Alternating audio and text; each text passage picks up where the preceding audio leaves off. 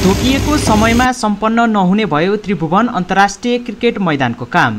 काठमाडौँको कीर्तिपुर स्थित त्रिभुवन क्रिकेट मैदान स्तरोन्नतिको काम दोस्रो पटकका लागि तोकिएको मितिमा पनि सम्पन्न नहुने भएको छ।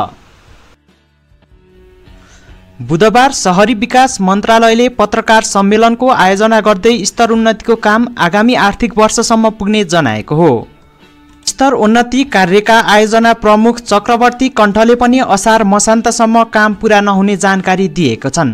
पहिलो पटक फागुन 21 देखि काम सुरु भएर वैशाखको 24 गते भित्र काम सकिने गरी योजना रहे पनि सम्पन्न हुन नसकेपछि प्रधानमन्त्री केपी शर्मा ओलीले असार मसान्तभित्र जसरी पनि काम सकाउन निर्देशन दिएका थिए र सोही अनुसार म्याद थप गरिएको थियो।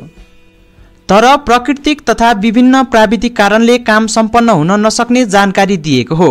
फ्लडलाइटको बेस निर्माणको काम यसअघि नै सम्पन्न भइसकेको भए तापनि सामान नआइपुगेकाले काम अघि बढ्न सकेको छैन। निर्माण व्यवसायीले वर्षा र अन्य कारणले गर्दा काम सम्पन्न हुन नसकेको जनाएका छन्। हामी विश्लेषण गर्दैछौँ के कारणले कार्य प्रगतिमा ढिलाइ भएको हो र यो विश्लेषणपछि निर्माण कम्पनीलाई हर्जाना तिराएर पनि म्याद थप गर्न सकिन्छ, आयोजना प्रमुख कण्ठले भनेका छन्।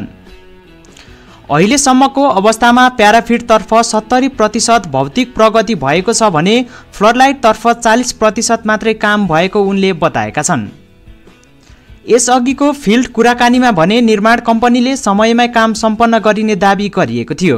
क्रिकेट मैदानको पश्चिम भागमा र दक्षिण पूर्वी भागमा गरेर दुई फरक ठाउँमा गरी 10,000 दर्शक क्षमताको प्याराफिट निर्माण भइरहेको छ। पश्चिमी भागको प्याराफिट ट्यु रोडदेखि चोबार एन्डसम्म 6 ब्लक सहित 60,000 स्क्वायर फिटमा फैलिएको छ भने त्यस्तै दक्षिण पूर्वी भागमा 23,000 स्क्वायर फिटमा 2 ब्लक सहितको प्याराफिट निर्माण भइरहेको छ।